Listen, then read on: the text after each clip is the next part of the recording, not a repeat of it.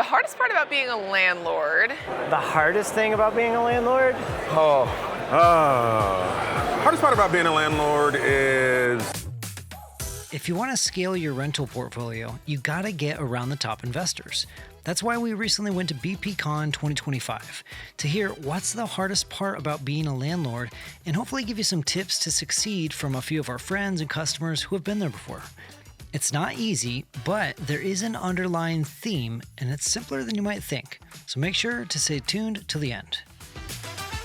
I think getting started was probably the hardest, like actually getting over the mental hurdle to buy my first rental. The hardest thing about being a landlord and managing properties was the fact that we scaled rapidly before we really knew how to manage the people. What I found is if your vision is bigger than what you can do for one person, which was true for us, you need to surround yourself with great people who can do things better than you. Even if you know how to do it, you can't do every single role in a company and do it better than others. So it's trusting other people and building the right team around you.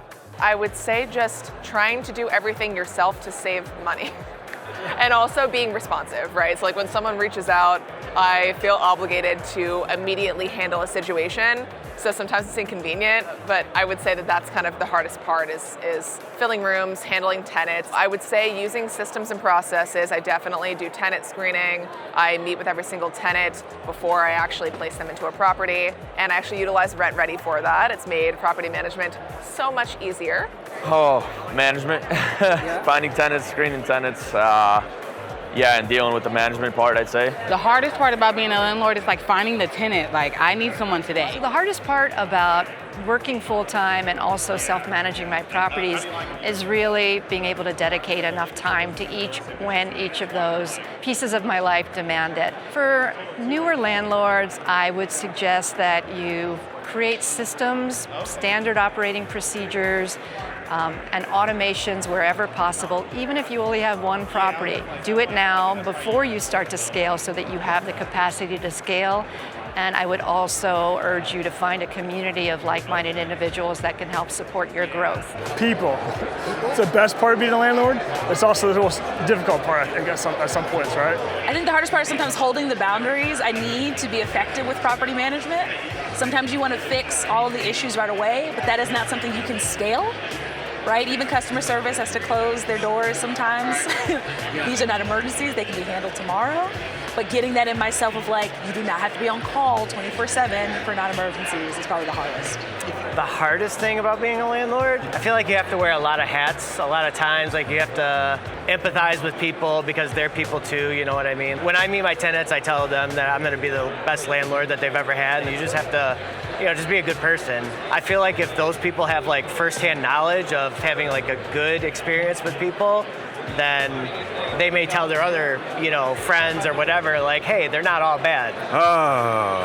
Hardest part about being a landlord is trying to balance business with humanity. Our job is to create spaces for people to live, safe spaces, and collect rent in order for exchange for those safe spaces. And sometimes life happens and people have problems, and you have to figure out what's the best balance of trying to be understanding human being and trying to operate a profitable business. It can be a delicate balance.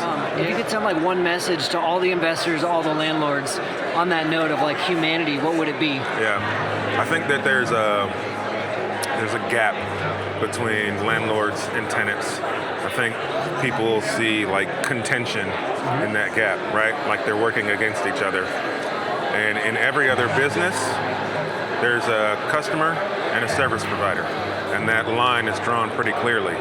But in real estate investing, that line seems to be fuzzy. And I think a lot of landlords forget that you don't have a business without your tenants. And they tend to treat their tenants as if they're below them or as if they owe them something. And that's not the case.